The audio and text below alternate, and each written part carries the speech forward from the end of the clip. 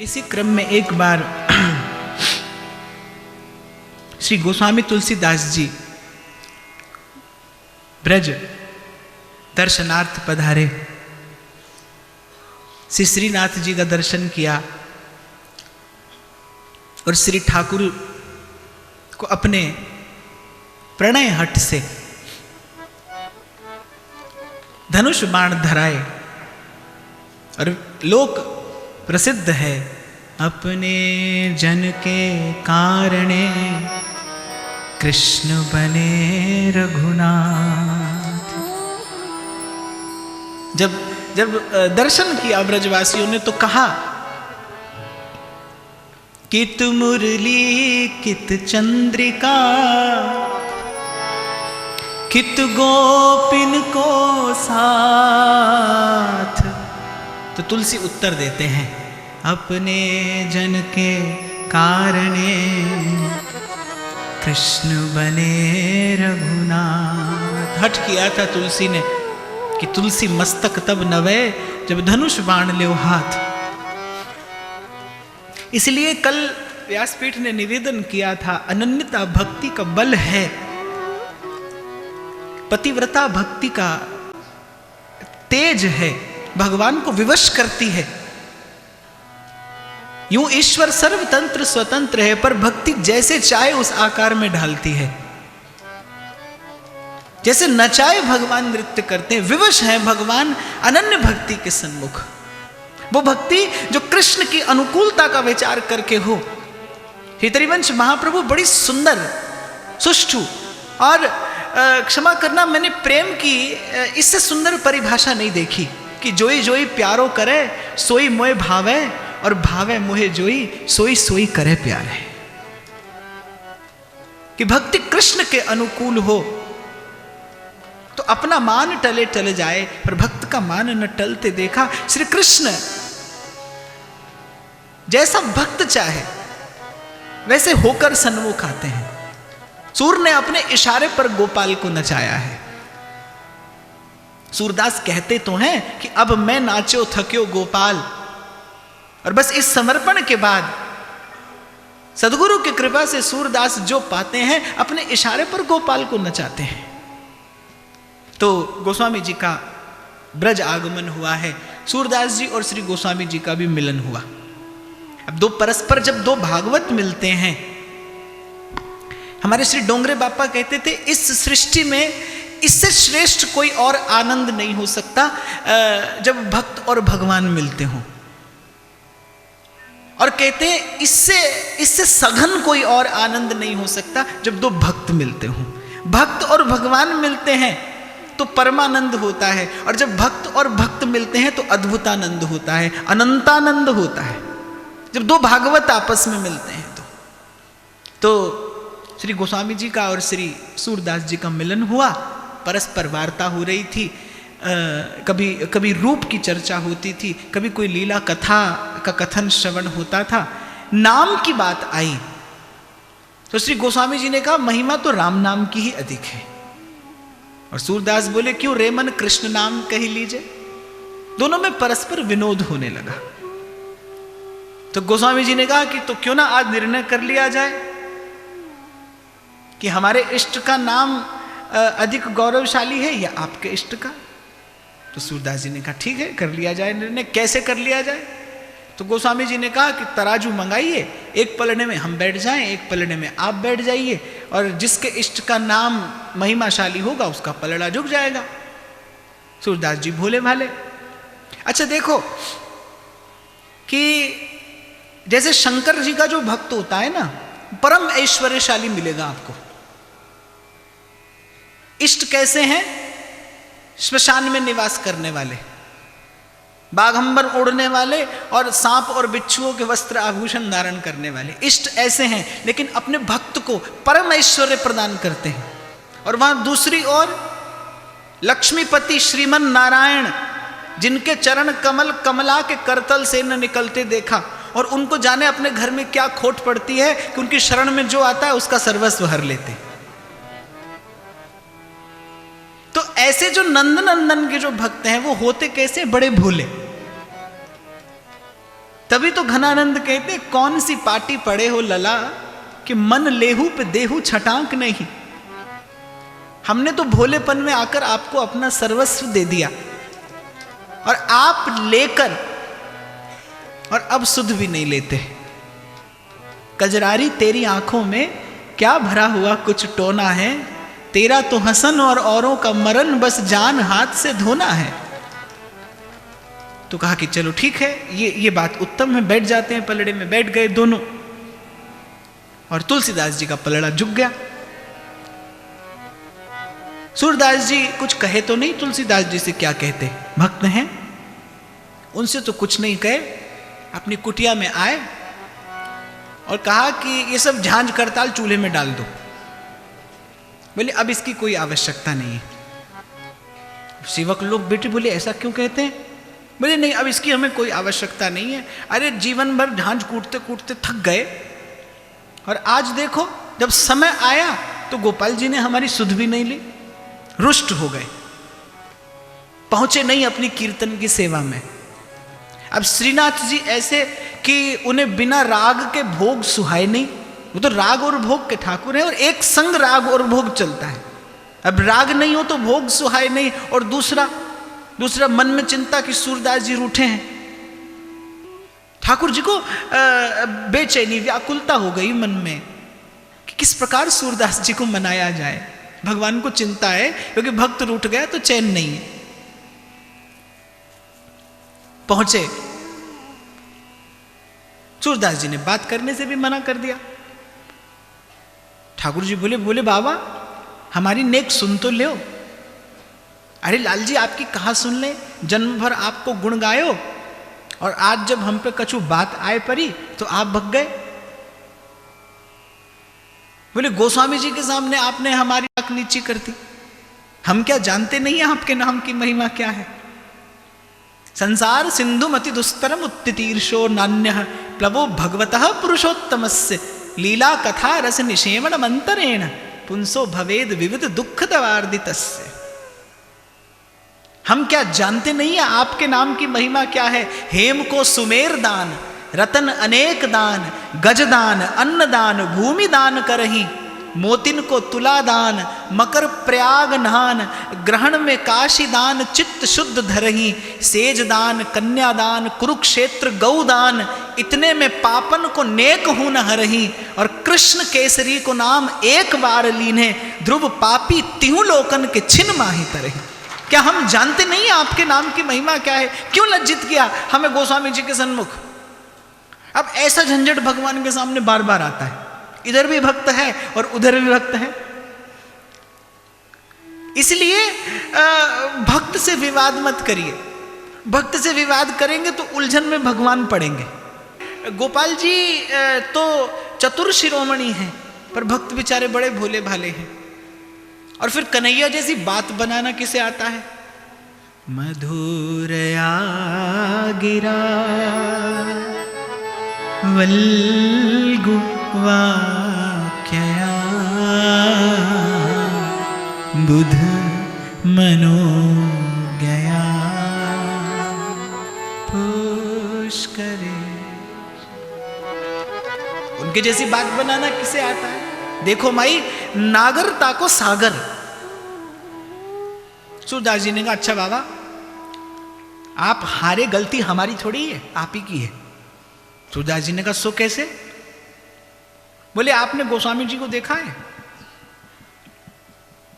ऐसे हैं, और आप देखो, एक तो आप ऐसे दुबले पतले, और आपको स्मरण होगा गोस्वामी जी क्या बोलकर पलड़े में बैठे थे। बोले क्या? बोले जय सिया राम। बोले एक तो गोस्वामी जी ऐसे, और फिर किस किस को लेकर बैठे पलड़े में? माता जी का नाम भी साथ में लिया उन्होंने, लिया कि नहीं? सूरदास बाबा बोले हाँ सो तो लिया। बोले आपने क्या कहा? आपने क्या कहा? तो सूरदास जी ने कहा हम तो गोपाल जी आप ही का नाम रटते हैं, सो आप ही का नाम लिया। बोले एक तो आप दुबले पतले, ऊपर से हम नन्हे से गोपाल जी, हमको गोद में लेके आप बैठे, तो पलड़ा तो उन्हीं का झुकना था। अब हम क्या करते? गलती आपकी है। और मंद मंद मुस्कुराते श्री ठाकुर जी कहते, बोले बाबा एक बार आप कहकर तो देखते, मैं त्रिभुवन को झुका देता। एक बार आप मेरे नाम के संग कहकर तो देखते, लाडली राधा किशोरी राधा, लाडली राधा किशोरी राधा, लाडली राधा किशोरी राधा, लाडली राधा किशोरी राधा, राधा राधा राधा राधा राधा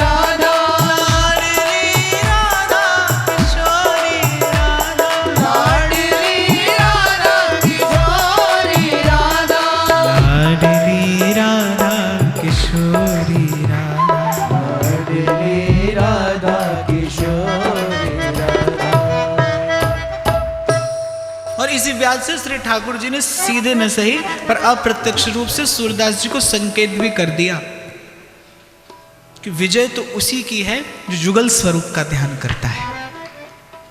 एक बार अकबर की हिंदू बेगम जोधाबाई ब्रज के दर्शनार्थ पधारी।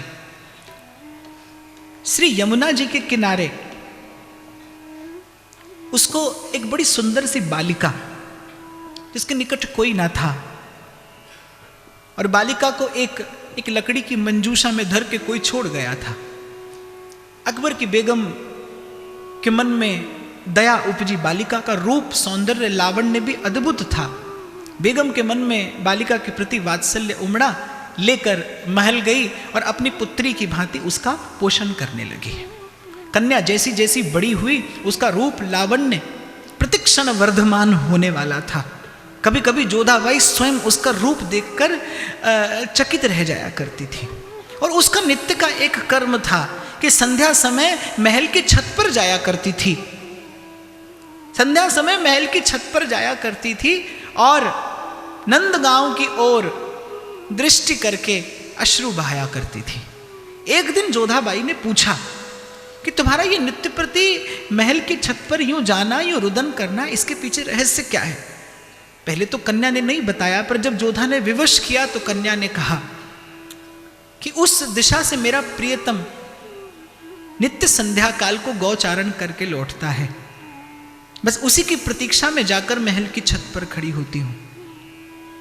आवन की मन भावन की कोई कहियो रे हरि आवन की।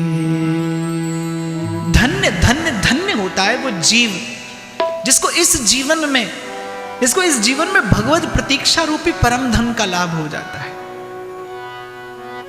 जिसको जीवन में भगवान की प्रतीक्षा करने का सुख मिला है।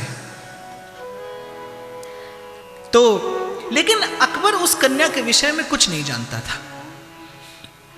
जब जोधा देखती कि इसका रूप, गुण, सौंदर्य अद्भुत है और एक कला में वो कन्या बड़ी पारंगत थी, और वो कला थी श्रृंगार करने की कला।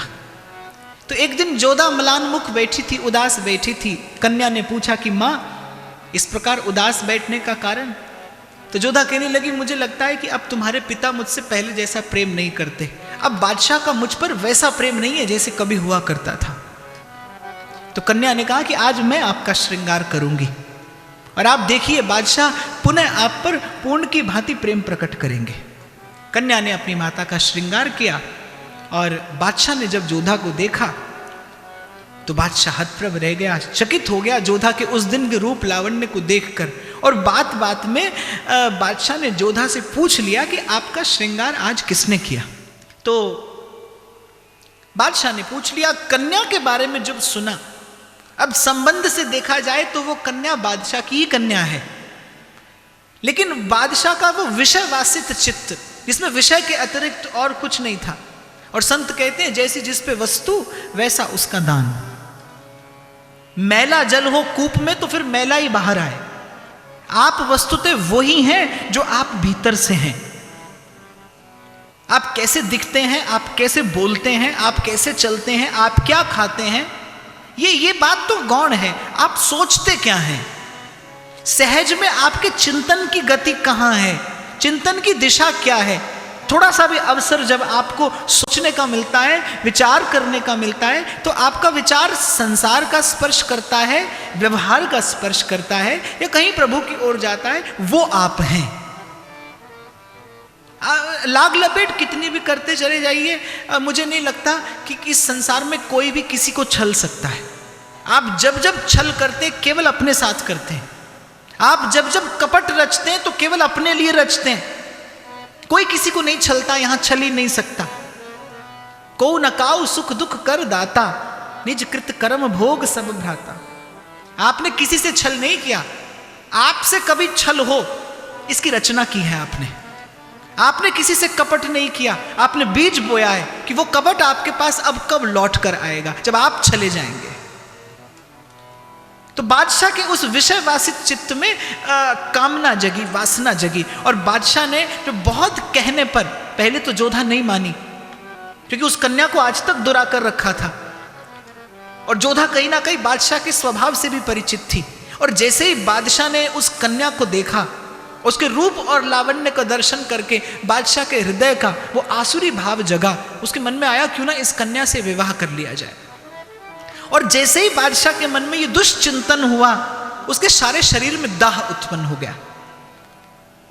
सब वैद्य से बुलाकर सब प्रकार की औषधि करा ली, लेकिन बादशाह को कोई लाभ नहीं हुआ। साधु अवज्ञा तुरत भवानी, कर कल्याण अखिल के हम। बादशाह क्या जानता था कि वो कन्या कौन है, वो परम भागवत है जिसके रोम रोम में कृष्ण बसते हैं। तो वैद्यों ने सब औषधि कर ली, पर अकबर को कोई लाभ नहीं हुआ। बीरबल ने जब सारी घटना सुनी तो बीरबल ने समझ लिया कि बादशाह से भक्त अपराध हुआ है। तो बादशाह, आपके इस ताप को कोई संत ही दूर कर सकता है। आगरा में उस समय अकबर विराजता था, तो विचार किया कि यहां निकटस्थ कौन है। तो उस समय श्री सूरदास जी की बड़ी ख्याति थी, ब्रजमंडल सन्निकट था, तो किसी प्रकार से सूरदास जी को बुलाया गया। सूरदास जी ने अपनी दिव्य दृष्टि से जान लिया कि क्या हुआ है। सूरदास जी ने कहा कि बादशाह, उसी कन्या के चरणों में गिरकर आपको क्षमा याचना करनी होगी। आपने जिसका अपमान किया है वो और कोई नहीं, वो भगवान की नित्य पार्षद है, वो भगवान की नित्य सहचरी है। किसी कारण से उसका धराधाम पर आगमन हुआ है। सूरदास जी समझ गए कि वो घड़ी आ गई कि जब ललिता जी ने श्राप दिया था और उद्धव जी ने भी पुनः उसका प्रतिकार किया था, और जब दोनों इस प्रकार से उलझ रहे थे तो प्रिया प्रीतम ने आकर सुलझा दिया था कि धराधाम पर आप जब दोनों मिलेंगे ये श्राप समाप्त होगा और दोनों आप नित्य सेवा में उपस्थित हो जाएंगे। और जैसे ही वो कन्या आई, बादशाह ने प्रणाम किया, उसके चरण धोकर चरणामृत पिया और उसके देह का दाह दूर हुआ। और सूरदास जी ने उस कन्या को देखते ही कहा कि ललिते, तोहे बूझत शाहजहां। और कन्या ने भी उत्तर दिया कि उधो तज शाम, तुम आए कहां। और बस जैसे ही दोनों के मध्य में ये एक वाक्य की वार्ता हुई, कन्या ने योगाग्नि में अपना देह भस्म किया और श्री ललिता जी अपनी नित्य सेवा में जाकर उपस्थित हो गई। पर सूरदास जी की अभी जाने की इच्छा नहीं थी, क्योंकि कल भी चर्चा हो रही थी ना कि भक्त का एक एक हाव भाव, उसकी एक एक चेष्टा, उसकी एक एक मनोवृत्ति, उसकी भावना तो क्या, उसके मन की कामना भी उसकी नहीं है, उसकी है, जिसने हृदय निवेदन कर दिया। जी देकर जी के सुख दुख की चर्चा किस मुख कहिए, जिसने हृदय हृदयेश को दे दिया। अब फिर अपना जब मन नहीं रहा तो मन में उठने वाला संकल्प अपना कैसे, मन में उठने वाली कामना अपनी कैसे। तो भक्त के हृदय की भावना भी भगवान की है और भक्त के हृदय की कामना भी भगवान की है। और मैं तो कहूँगा भक्त के हृदय में वासना भी उठती है, उसका भी कारण भगवान है। उस वासना से भी कहीं ना कहीं लोक का, जीव का मंगल ही निहित होता है। चाहते तो सूरदास जी उसी क्षण जा सकते थे, पर सूरदास जी के मन में इच्छा थी अभी कुछ काल और रहने की। शायद सूरदास जी को धराधाम पर रखकर श्याम सुंदर अभी कुछ अन्यों का कल्याण कराना चाहते थे। चलते चलते बादशाह ने पूछा, सूरदास जी आप बड़ी सुंदर कविता करते हैं और हमने सुना है कविता तुलसी की भी बड़ी सुंदर है, आप बताएंगे आप दोनों में से किसकी कविता श्रेष्ठ है। तो सूरदास जी ने बिना विचारे कहा कि बादशाह कविता तो हमारी ही श्रेष्ठ है। तो अकबर ने कहा कि हमको तो इस उत्तर की अपेक्षा नहीं थी, आप तो फकीर हैं और फकीर को आत्म प्रशंसा करना शोभा नहीं देता। पर सूरदास कहने लगे कि पूछा जाए तो सत्य उत्तर देना यह साधु का कर्तव्य है और मैंने जो कहा है सो सत्य है। बादशाह ने कहा सो कैसे। सूरदास जी ने कहा बादशाह तुम्हारा प्रश्न यह था कि कविता किसकी श्रेष्ठ है। तुलसी ने जो किया है वो कविता नहीं है, तुलसी की मानस का एक एक शब्द मंत्र है। कविता तो मैं करता हूं, तुलसी ने जो कहा है वो कविता नहीं है, वो एक एक शब्द मंत्र है। वो जीव को भव सिंधु से पार कराकर ले जाने वाला है। कविता मेरी ही श्रेष्ठ है। बादशाह ने बहुत आदर सम्मान देकर श्री सूरदास जी को विदा किया। परासौली के निकट चंद्र सरोवर पे श्री सूरदास जी रहा करते थे।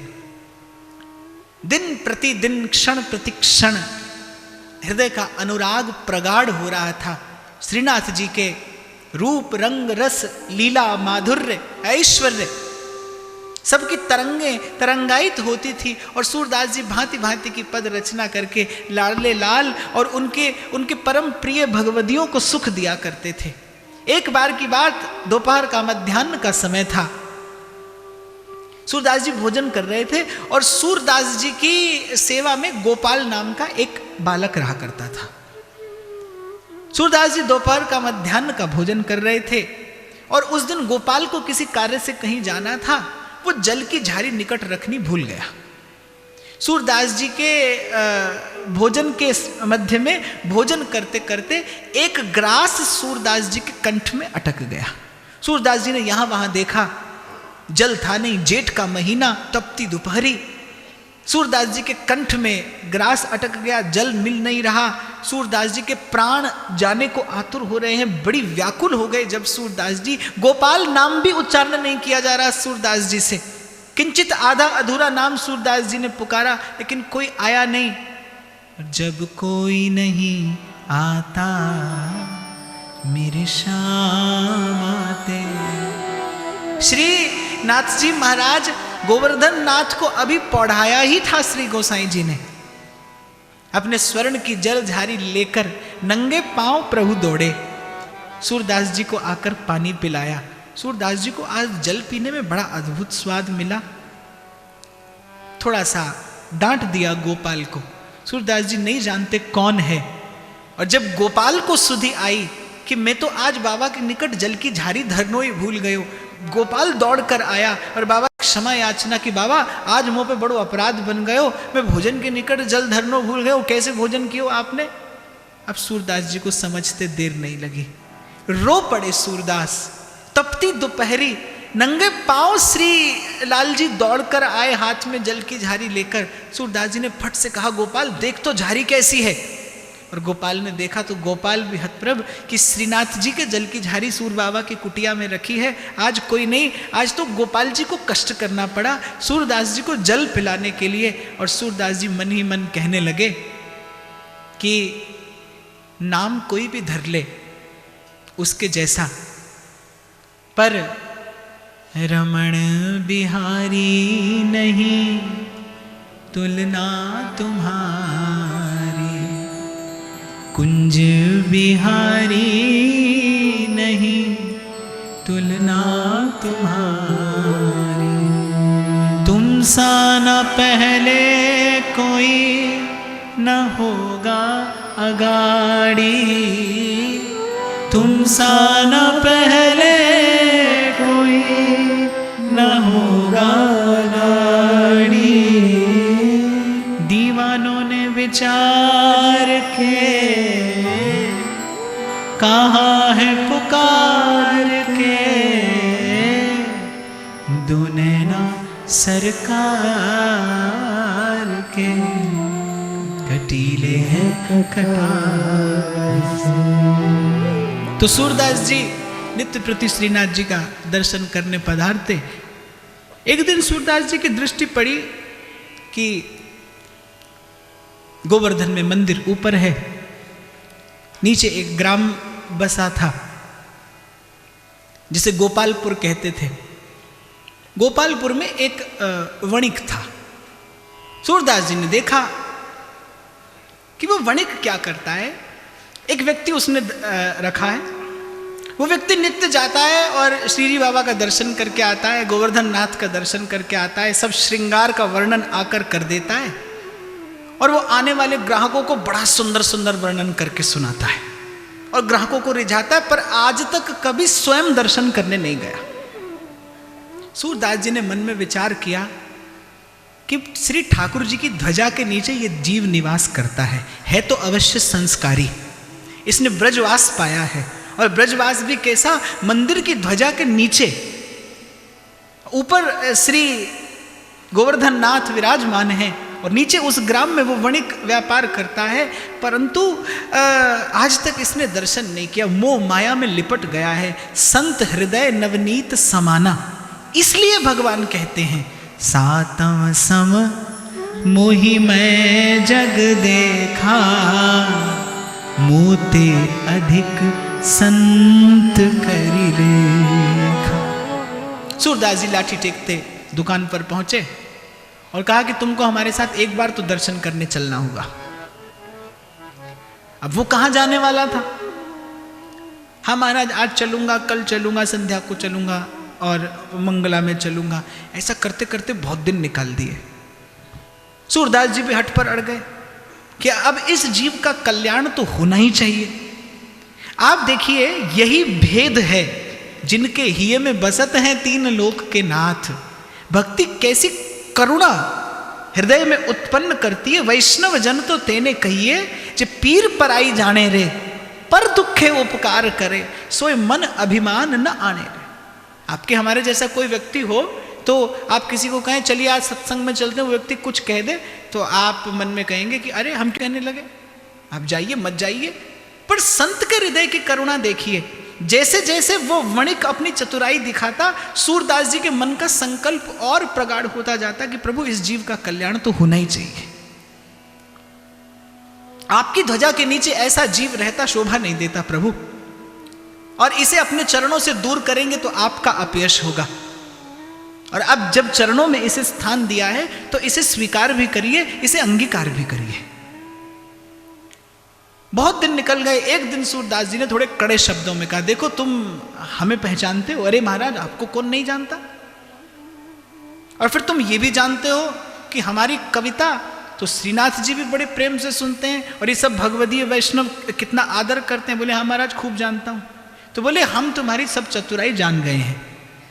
तुम ये जो श्रृंगार का वर्णन कर कर के सुनाते हो, ये सब सुना सुनाया वर्णन तुम सुनते हो और आगे अपनी चतुराई से लीपा पोती करके सुनाते हो। अब बहुत दिन हो गए तुम्हें भोले भाले वैष्णवों को छलते हुए, अब तुम्हारी ये कपट की गांठ मैं खोलूंगा और ऐसी कविता रच कर सुनाऊंगा कि तुम्हारी सब पोल पट्टी खुलेगी। अब भय भी न होई न प्रीति। कोई बात का होता है, कोई लात का होता है। और जैसे तुलसी कहते हैं ना, कांटे पे कदरी फरे। केले का पौधा होता है, उसको काटो तो फल आता है, फल के लिए काटना ही पड़ता है। ऐसे ही भगवान अनुग्रह भी करते हैं, भगवान निग्रह भी करते हैं। सूरदास जी ने कहा कि बेटा अब शाम को आरती उतारूंगा मैं तुम्हारी। जब सब ग्राहक आएंगे तो सब वैष्णवों से कहकर सुनाऊंगा। अब तो सेठ थर थर कांपा कि अगर सूरदास जी ने कह दिया तो कोई प्रश्न ही नहीं है कि सूरदास जी की बात को कोई अनसुना कर दे, अस्वीकार कर दे, तो धंधा तो चौपट। तो बोले महाराज मैं वचन देता हूं कि अब आपके साथ अवश्य दर्शन करने चलूंगा।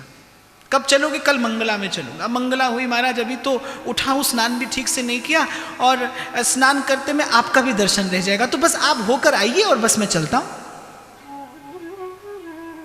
श्रृंगार का समय आया, बोले महाराज अभी तो भोनी का समय है, इस समय यदि चल दिया तो आप जानते ही हैं, तो अब थोड़ी कृपा मुझ पर और करिए, संध्या तो मैं अवश्य चलूंगा।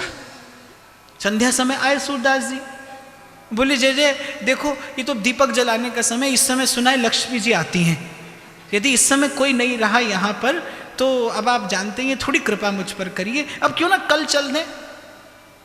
सूरदास जी वहीं पर बैठ गए। बोले अब के तो तू चलेगा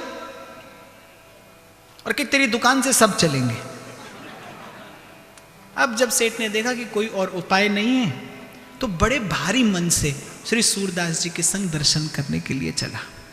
बाह पकड़कर सूरदास जी ने श्री ठाकुर जी के सन्मुख किया और कहा, कृपानाथ ये जैसा भी है पर संस्कारी जीव है, आपकी मंदिर की ध्वजा के नीचे ये वास करता है और आज तक आपसे विमुख है, आज तक आपने अपने दर्शन के सुख से इस जीव को वंचित रखा है, एक बार कृपा दृष्टि भरकर इसकी ओर देख लीजिए। जो मैं पूत कपूत हूं तो पिता को लाज। कबीरदास कहते हैं कि मैं तो स्वीकार करता हूं, ओ गुण मेरे बाप जी बख्श गरीब निवाज, जो मैं पूत कपूत हूं तो पिता को लाज। सहजो बाई कहती है, विषय और जाने नहीं देवो, ढुर ढुर जाऊं गह गह ले। और श्री लाडले लाल श्री गोवर्धन नाथ जी क्या उत्तर देते हैं सूरदास जी को कि बाबा मैं तो या की प्रतीक्षा ही कर रहे हो, मैं तो इसकी प्रतीक्षा ही कर रहा था, आप स्वीकार करने की बात करते हैं। स्वीकार तो मैंने उसी क्षण कर लिया था जिस क्षण आपके मन में इस जीव के कल्याण का संकल्प स्फुरित हुआ था। इस जीव को अंगीकार तो मैंने तभी कर लिया था, इसके कल्याण होने में अब क्या देर थी, जब आपके मन में इसके कल्याण का संकल्प स्फुरित हुआ तो पट खुला। और क्योंकि ये दर्शन एक पक्षीय नहीं था, केवल उस वणिक को नहीं देखना था, श्रीनाथ जी भी सूरदास जी के कहने पर उस पर कृपा दृष्टि करने को आतुर थे, उस पर कृपा दृष्टि करने को प्रस्तुत थे। और मैं तो सदा ही कहता हूं कि मेरे लिए हर कदम पे सवाल हैं और तेरी बस एक नजर का सवाल है। श्रीनाथ जी ने अपनी कृपा पूर्ण दृष्टि से देखा और पुण्य पुंज बिन मिलई की संता, बिनु प्रयास संसृति कर अंता। आवागमन मिट गया उस व्यापारी का, उस वणिक का जिस हृदय ने आज तक व्यापार किया था। करुणा निधान की प्रेम प्रभु की दृष्टि पड़ी और एक क्षण में व्यापार प्यार में परिवर्तित हो गया। श्रीनाथ जी की झांकी का दर्शन करके निहाल हो गया वो वणिक, कृत हो गया, बाहर आया, सूरदास जी के चरणों में लुंठित हो गया कि अब लो नसानी पर अब ना नसई हूं। सूरदास जी ने कहा कि बहुत गई थोड़ी रही और 100 बीती जात। सूरदास जी ने चेताया, अरे पगले बार बार तो बनत नहीं ये संयोग अनूप, मानुष तन वृंदा विपिन और रसिकन संग विविरूप। सूरदास जी का वो कृपा पूर्ण उपदेश घर कर गया उसके हृदय में। 60 वर्ष का वो वृद्ध और 60 सालों में जो संपत्ति अर्जित की थी, सूरदास जी के चरणों में डालकर कहने लगा, श्वासों की संपत्ति तो गवा दी है मैंने, ये जो अर्जित किया है कम से कम ये तो श्री ठाकुर जी की सेवा में निवेदन करके अपना जीवन सफल कर लो। सूरदास जी वो 60,000 रुपया उस समय के 60,000 रुपया पोटली में बंद श्री गोसाई जी के पास लेकर आए और गोसाई जी भी विनोद करने लगे कि वाह सूरदास जी, ये तो आपने 60 बरस का बूढ़ा बैल नाथा है इस बार, आपके अतिरिक्त किसी की सामर्थ्य नहीं थी। 60 वर्ष से जिसे ठाकुर जी अपनी ओर आकर्षित नहीं कर सके, आपके एक कृपा पूरित संकल्प ने उस जीव को भगवदीय बना दिया, उस जीव को वैष्णव बना दिया, उस जीव को लीला रस के उपयोगी कर दिया, अनुकूल कर दिया। ये आप ही की सामर्थ्य है। सूरदास जी के मन में संकल्प था 1.25 लाख पद रचना करने का। 1 लाख पद पूर्ण हो चुके थे, 25,000 अभी श्रेष्ठ थे। बस इसी मध्य में कहीं सूरदास जी के मन में अब नित्य सेवा में उपस्थित होने का भाव जगा। और जैसा मैंने अभी पूर्व निवेदन किया कि भक्त के हृदय का कोई भाव अपना नहीं है, भगवान के हृदय का भाव ही भक्त के निर्मल हृदय में प्रतिबिंबित होता है, उसका प्रतिबिंब भक्त के हृदय में पड़ता है। भगवान जैसा चाहते हैं भक्त वैसा सोचने लगता है, प्रभु जैसा चाहते हैं भक्त के मन में वैसे संकल्प उठने लगते हैं, संकल्प जगने लगते हैं। सूरदास जी ने मन में विचार किया कि अब प्रभु की नित्य सेवा में उपस्थित होना चाहिए। वहां कहीं श्री ठाकुर जी भी प्रतीक्षारत थे कि अब बहुत काल हुआ, अब आप लौट आइए। सूरदास जी से कहा जय जय, मन को एक संकल्प हतो कि 1.25 लाख पद रचना करूं, 1 लाख है गए। श्री ठाकुर जी ने कहा पोथी खोल के देखो, 1.25 लाख है गए। और जब श्री सूरदास जी ने पोथी खोली तो शेष 25,000 पद श्री ठाकुर जी ने पद रचना करके छोड़ दिए। आज भी सूरदास जी के रचे पदों में सूर की छाप मिलती है और श्री ठाकुर जी के रचे पदों में सूर श्याम की छाप मिलती है। पद रचना पूरी की, सूरदास जी के जाने का समय निकट आ गया। वहां श्री गोसाई जी सेवा में आज लेकिन थोड़े उदास, श्रीनाथ जी के नेत्र भी सजल हो रहे थे और गोसाई जी ने मन में विचार किया कि आज श्रृंगार की सेवा में श्री सूरदास जी उपस्थित नहीं भय। सेवकों को आज्ञा दी कि सुधि लेकर आओ। सेवकों ने आकर सूचना दी कि सूरदास जी तो केवल आपके दर्शन की प्रतीक्षा कर रहे हैं। राजभोग की सेवा संपन्न कराने के पश्चात श्री गोसाई जी ने समस्त वैष्णवों भगवदियों से कहा कि आज पुष्टि मार्ग का जहाज जाने वाला है, जिससे हो सके वो कृपा प्रसाद प्राप्त कर ले। आज पुष्टि मार्ग का जहाज चला जाएगा। श्री गोसाई जी के मुख से सूरदास जी के लिए ऐसा वाक्य संकेत करता है। ऐसा कल भी व्यासपीठ निवेदन कर रही थी कि भक्त जहाज होकर ही, नौका होकर ही आता है इस संसार में। भक्त एक ऐसी नौका है कि जिसमें बैठकर सबको परिश्रम नहीं करना पड़ता। थोड़ा सा भाव देकर, थोड़ा सा विश्वास देकर बड़े सहज में उस पार पहुंचा जा सकता है। सब वैष्णव, सब भगवदीय राजभोग के पश्चात निकट पहुंचे सूरदास जी के। मंदिर की ध्वजा की ओर मुख किए सूरदास जी ब्रज रज पर लेटे थे। श्री गोसाई जी ने जाकर सूरदास जी का मस्तक अपनी गोद में रखा। सूरदास जी के नेत्र सजल हो गए कि जन्म जन्म मुनि जतन कराही, पे अंत राम कही आवत नाही। जीव की सर्वश्रेष्ठ एक भावना यही तो रह जाती है, पीतांबरी कसी हो, होठों पे कुछ हंसी हो, मूरत ये मन बसी हो, जब प्राण तन से निकल। श्री लाल जी का चरणामृत तुलसी दल स्वयं श्री गोसाई जी ने सूरदास जी के मुख में डाला और जन्मों की तपस्या के बाद भी जिनकी अंत की घड़ी नहीं सुधरती, श्री यमुना जी का तट हो, वो सुंदर वंशीवट हो, मेरा सांवरा निकट हो, जब प्राण तन से निकले। श्री गोसाई जी ने पूछा कि सूरदास जी इस समय मन कहां है? कि सूरदास जी स्वस्थ तो हैं? अंतराम कहू आवत नाही। यही भगवान की माया का प्रावल्य है कि जन्म पर साधन के पश्चात भी अंत की घड़ी भगवत स्मरण नहीं होता। अंत राम कहीं आवत नाही। श्री गोसाई जी ने विचार किया, पूछ लिया जाए कि सूरदास जी का मन तो स्वस्थ है, कहाँ है सूरदास जी के चित्त की वृत्ति इस समय कहाँ है। बड़े बड़े ज्ञानी, बड़े बड़े तपस्वी अंत समय मृत्यु की पीड़ा से भयभीत होते देखे जाते हैं। पूछा कि सूरदास जी इस समय मन कहाँ है। बाले बाले हो कुंवर राधिका, बाले बाले हो कुंवर राधिका, नंद सुवन जासो रतिमा।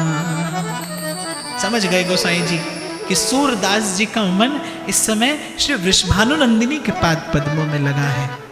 और श्री हितरिवंश चंद्र महाप्रभु कहते हैं कि जो मैंने जीवन भर कृष्ण और कृष्ण भक्तों की सेवा की है, जो मैंने जीवन भर साधन किया है, उसका यदि कोई एकमात्र फल मिले तो वो यही मिले,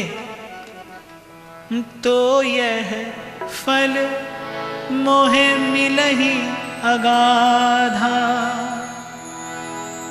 हो ही प्रसन्न तिन जीवन राधा, राधा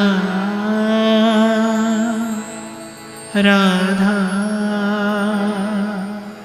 राधा राधा। एक वैष्णव ने प्रश्न किया कि सूरदास जी हमारे मन को कछु संशय है। श्री सूरदास जी ने कहा कि अभी तक भी आपके मन का संशय गया नहीं, पर है तो पूछ लीजिए। उस वैष्णव ने प्रश्न किया कि सूरदास जी आपने जीवन भर श्री कृष्ण का यश गाया, पर आपने आचार्य चरण और श्री गोसाई जी का यश नहीं गाया। आपने उनके विषय में कभी कुछ नहीं कहा। सूरदास जी कंपित स्वर गोसाई जी की चरण धूल मस्तक पर चढ़ाते हुए कहने लगे कि बड़ो सुंदर प्रश्न आपने पूछो, पर सूरदास ने आज तक जो गाया है वो अपने गुरु का ही यश गाया है। गोविंद से मेरी पहचान किसने कराई? मैं कौन जानता था? मैंने जो गाया है वो अपने गुरु का यश गाया है। मैंने जो वितरित किया है वो आचार्य चरण का दिया हुआ प्रसाद वितरित किया है। अंतिम पद सूरदास जी के मुख से प्रस्फुटित हुआ, भरोसो दृढ़ इन चरणन के, भरोसो दृढ़ इन चरणन के। श्री वल्लभ नख चंद्र छटा बिन, श्री वल्लभ नख चंद्र छटा बिन, सब जग माही अंधेरो, भरोसो दृढ़ इन चरणन केरो, भरोसो दृढ़ इन चरणन के। साधन और नहीं आकली में, जासो होत निबेरो, सूर कहा कहे द्विविध आंधरो, सूर कहा कहे द्विविध आंधरो, बिना मोल को चेरो, भरोसो भरोसो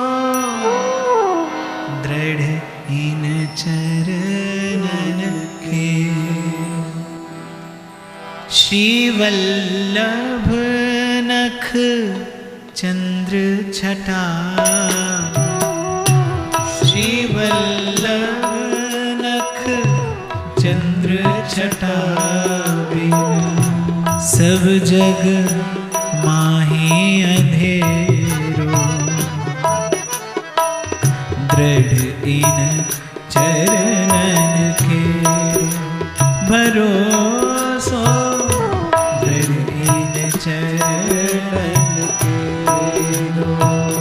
साधन और नहीं आकली में, साधन और नहीं आकली में, जासो होत निवेरो भरोसो, दृढ़ इन चरणन केरो भरोसो, दृढ़ इन चरणन के भरोसो, दृढ़ इन चरणन केरो। सूर कहा कहे द्विविध आंधरो, सूर कहा कहे द्विविध आंधरो, बिना मोल को चेरो भरोसो, बिना मोल को चेरो भरोसो, दृढ़ इन चरणन के भरोसो, दृढ़ इन चरणन के। गिरिराज धरण श्री जी तमरी शरण, गिरिराज धरण श्री जी तमरी शरण, गिरिराज धरण श्री जी तमरी शरण, गिरिराज धरण श्री जी तमरी शरण, गिरिराज धरण श्री जी तमरी शरण, गिरिराज धरण श्री जी तमरी शरण, श्री जी तुम्हारी शरण वल्लभ तुम्हारी शरण, श्री जी तुम्हारी शरण वल्लभ तुम्हारी शरण, श्री जी तुम्हारी शरण वल्लभ तुम्हारी शरण, श्री जी तुम्हारी शरण वल्लभ तुम्हारी शरण, गिरिराज धरण श्री जी तुम्हारी शरण, गिरिराज धरण श्री जी तुम्हारी शरण, गिरिराज धरण श्री जी तुम्हारी शरण, गिरिराज धरण श्री जी तुम्हारी शरण, गिरिराज धरण श्री जी तुम्हारी शरण,